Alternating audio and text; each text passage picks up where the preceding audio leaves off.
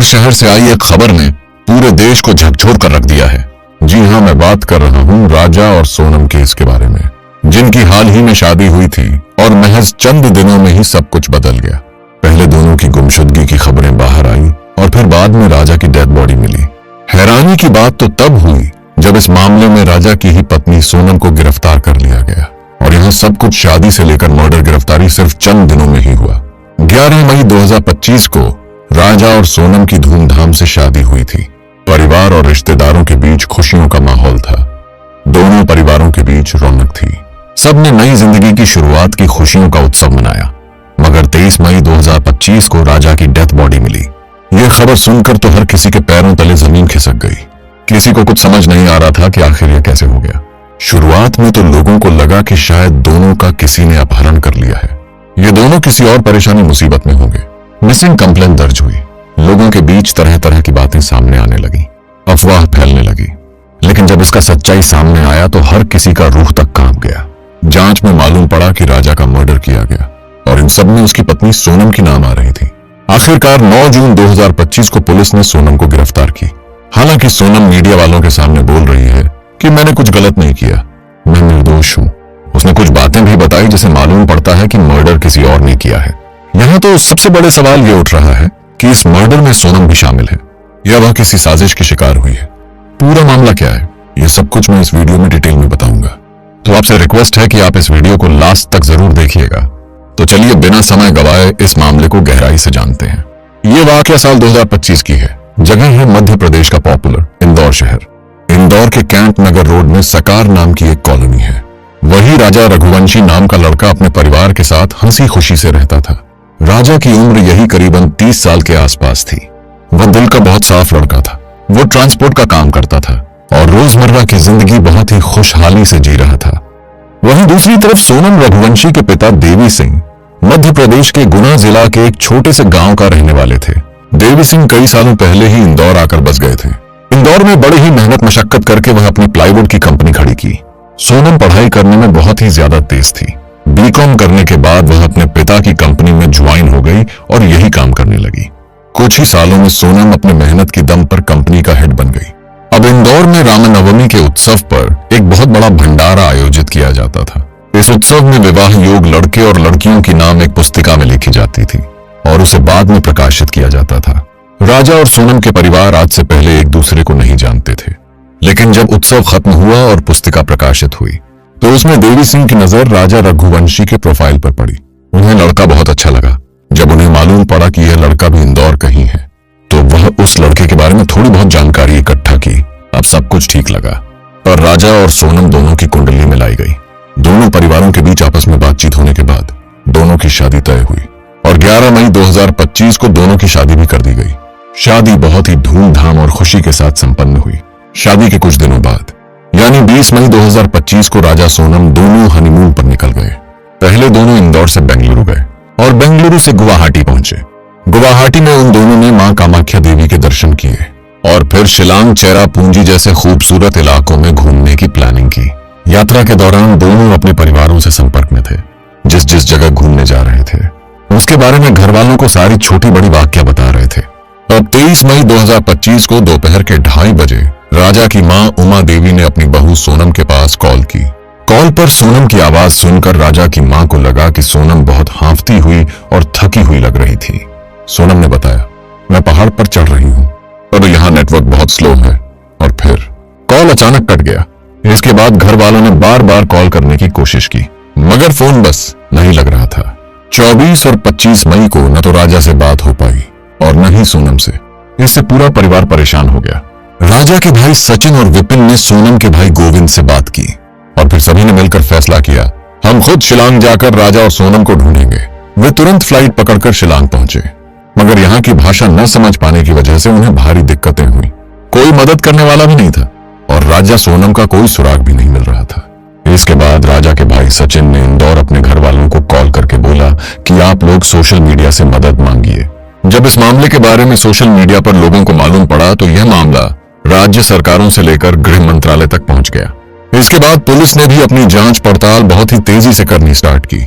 यहाँ पर सबसे बड़ा सवाल अभी भी उलझा हुआ था कि आखिर राजा और सोनम गए कहां थे। कि क्या वह दोनों किसी दुर्घटना के शिकार हो गए या दोनों के साथ कोई बड़ा हादसा हो गया। इसके बाद हम लोगों को सागर से इंसामल नाम के आदमी के बारे में मालूम पड़ा, जिसने राजा और सोनम को अपनी स्कूटी 4 दिनों के लिए घूमने के लिए दी थी।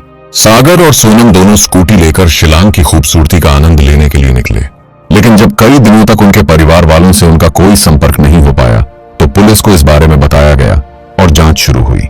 सागर ने पुलिस को बताया, मेरी स्कूटी में जीपीएस डिवाइस लगी हुई थी और उसका आखिरी लोकेशन बता रहा है ओसरा हिल्स के पास। यह इलाका बहुत ही सुनसान और खतरनाक था, चारों तरफ ऊंची नीची घाटियां थी। तभी गांव के एक मुखिया ने पुलिस को बताया, ओसरा हिल्स के पास एक लावारिस स्कूटी मिली है। जब पुलिस वाले उस स्कूटी के पास पहुंचे तो देखा कि स्कूटी में चाबी लगी हुई है, मगर आसपास कोई नहीं है। इसके बाद एसडीआरएफ और एनडीआरएफ की टीम को बुलाया गया रेस्क्यू करने के लिए, लेकिन भारी बारिश और घना कोहरा की वजह से रेस्क्यू ऑपरेशन में ये सारी चीजें रुकावट डाल रही थी। अब दिन ऐसे ही बीतता गया और फिर दिन आया 2 जून 2025 का। सुबह करीबन 1 बजे के आसपास एक ड्रोन को उड़ाया गया। उसने ओसरा हिल्स से करीबन 1000 फीट नीचे एक गहरी खाई में कुछ अजीब सी चीज देखी। जब रेस्क्यू टीम वहां पर पहुंची तो उन्हें एक डेड बॉडी मिली जो पूरी तरह से सड़ चुका था। इस बॉडी की पहचान करना बहुत मुश्किल था, मगर इसके दाहिने हाथ पर एक टैटू गोदा हुआ था जिस पर राजा नाम लिखा था। इसी टैटू की वजह से ही इस बॉडी की पहचान हुई कि यह डेड बॉडी राजा रघुवंशी की है। बॉडी के कुछ दूरी पर एक औरत की सफेद शर्ट और वीवो का टूटा हुआ एक मोबाइल फोन मिला, साथ ही एक स्मार्ट वॉच भी मिली। शुरुआत में तो सभी को लगा कि यह एक दुखद हादसा होगा, शायद पहाड़ की चढ़ाई के वक्त राजा फिसल कर नीचे गिर गया होगा। लेकिन जब इस बॉडी की पोस्टमार्टम हुई तो हर किसी के पैरों तले जमीन खिसक गई, क्योंकि यहां से कहानी एक अलग ही मोड़ ले ली। रिपोर्ट से यह बात पूरी तरह क्लियर हो गई कि राजा की मौत किसी हादसे की वजह से नहीं, बल्कि उसे किसी धारदार हथियार से पहले मारा गया था। यानी अब इस बात में कोई शक नहीं रहा कि राजा की मौत एक साजिश के तहत हुई थी। लेकिन यहां सबसे बड़ा सवाल यह था, सोनम कहां है? क्या वह खुद गायब हुई या उसे किसी ने अगवा किया, या कहीं वह भी इस साजिश का हिस्सा तो नहीं? पुलिस ने इन सवालों के जवाब ढूंढने के लिए दिन रात एक कर दिए। उन्होंने पहले जंगल और आसपास के इलाके की गहन तलाशी ली। अब इसी खोजबीन के दौरान पुलिस वालों को जंगल में एक महिला की जैकेट मिली, जिसे देखकर पुलिस वालों को पूरा यकीन हो गया कि सोनम यहां जरूर आई थी। अब जांच थोड़ी और आगे बढ़ी और पुलिस वालों ने 3 लोगों को अरेस्ट किया। आकाश, जो उत्तर प्रदेश के ललितपुर जिले का रहने वाला था, दूसरा आनंद, तीसरा विशाल था। तीनों से पुलिस वालों ने अच्छे से तीनों से पूछताछ की, मगर सोनम के बारे में कोई खास जानकारी नहीं हाथ लगी। तभी एक रात गाजीपुर जिले से एक कॉल आई जिसने सभी को हैरानी में डाल दिया। कॉल से मालूम पड़ा कि एक महिला एक ढाबे के पास बहुत ही परेशानी में है। ढाबा चलाने वाले साहिल यादव ने बताया कि वह महिला रोते हुए मेरे पास आई और मुझे मदद मांगी। जब साहिल ने उसे अपना फोन दिया तो उसने पहले कॉल अपने परिवार वालों के पास किया। वह फोन पर बात करते करते रो रही थी और वह महिला कोई और नहीं, सोनम ही थी। जल्दी पुलिस और परिवार वालों को सूचना दी गई। इसके बाद सोनम को गाजीपुर के 1 स्टॉप सेंटर में सुरक्षित पहुंचाया गया। वहां पर सोनम का मेडिकल चेकअप हुआ। सोनम ने पुलिस वालों को जो बताया उसे कहानी और भी ज्यादा उलझ गई। सोनम ने बताया कि मेरा किसी ने अपहरण किया था और जबरदस्ती मुझे वहां लाया गया। लेकिन सोनम यहां क्लियर नहीं बता पा रही थी कि आखिर उसको किडनैप किसने किया था, क्यों किया और कैसे किया गया। सोनम की गवाही के ठीक अगले ही दिन एक और हैरान कर देने वाली सच्चाई सामने आई। एक स्थानीय गाइड ने पुलिस वालों को बताया कि उसने 23 मई को सुबह सोनम और राजा के साथ 3 अजनबी लोगों को देखा था। वो सभी मिलकर करीबन 3000 सीढ़ियां चढ़ रहे थे। गाइड ने आगे पुलिस को बताया कि सोनम उन लोगों के पीछे पीछे चल रही थी और सभी लोग आपस में हिंदी में बात कर रहे थे। पुलिस के सामने अब बड़ा सवाल खड़ा हो गया कि क्या सोनम सच में साजिश की शिकार है, या वह हम पुलिस वालों से कुछ ऐसा छुपा रही है जिससे कहानी का रुख ही पलट जा सकता है। अब जैसे जैसे पुलिस की जांच आगे बढ़ रही थी, पुलिस वालों के सामने क्लियर हो रहा था कि यह कोई नॉर्मल रोमांटिक ट्रिप नहीं थी। इसके पीछे एक बहुत बड़ी योजना छिपी हुई थी। प्यार और भरोसे के पीछे छुपा एक ऐसा षड्यंत्र था जिसमें एक इंसान की जान चली गई और एक औरत की सच्चाई सवालों के घेरे में गिर गई। शुरुआती जांच में तो पुलिस को यही लग रहा था कि राजा के साथ जो हुआ उसमें मेघालय के लोकल गैंग का हाथ हो सकता है। लेकिन जैसे जैसे जांच आगे बढ़ती गई, शक की सुई बाहर से आए लोगों की तरफ ही इशारा कर रही थी। इसके बाद जो पुलिस को जानकारी मिली वो तो सभी को हैरानी में डाल दिया। मालूम पड़ा कि यह कोई हादसा नहीं बल्कि पहले से ही सोची समझी गई, प्लानिंग की गई किसी की चाल थी। और इस षड्यंत्र के पीछे कोई और नहीं, राजा की पत्नी सोनम और उसका प्रेमी राज कुशवाहा था। राज कुशवाहा, जो सोनम के पिता की कंपनी में काम करता था, उसका काम बिल बनाने का था। भले ही पद छोटा था, लेकिन वह देखने में स्मार्ट और बोलचाल में बहुत ही तेज तर्रार था। सोनम को राज की यही सारी खूबियां भा गई और धीरे धीरे राज और सोनम के बीच प्यार हो गया। जब तक इन दोनों का रिश्ता छुपकर चल रहा था, तब तक तो सब ठीक था, मगर तभी सोनम की शादी राजा राजवंशी से तय हो गई।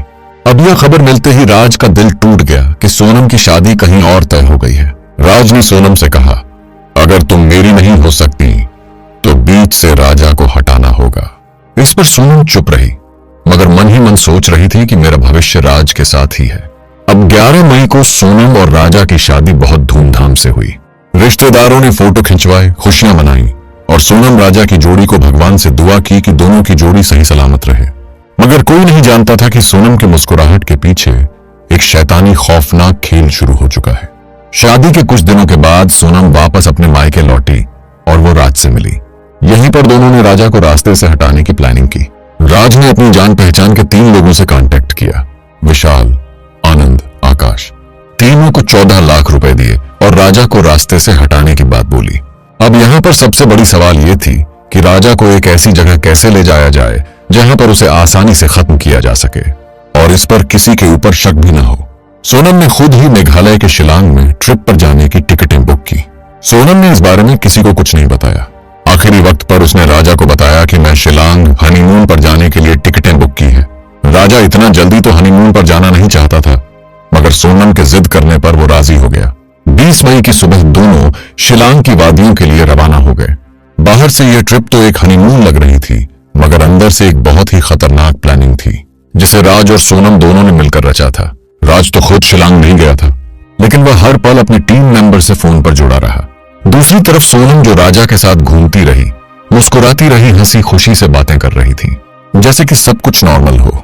इसी दौरान विशाल, आनंद, आकाश तीनों अलग अलग रास्तों से शिलांग पहुंचे। ये तीनों सोनम के संपर्क में थे।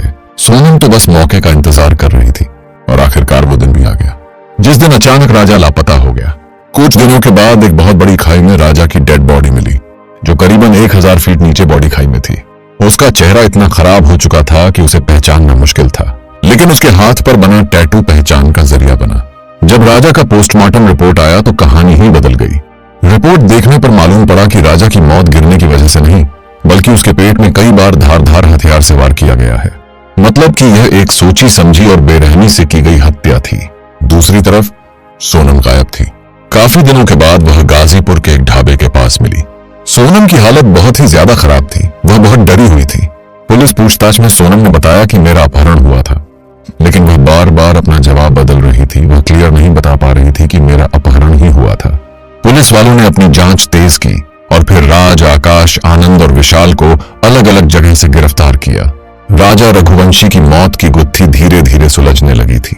दरअसल सोनम ने होटल में रहकर पूरी योजना की प्लानिंग की थी। वह लगातार राजा की हर गतिविधि की जानकारी कातिलों को देती रही।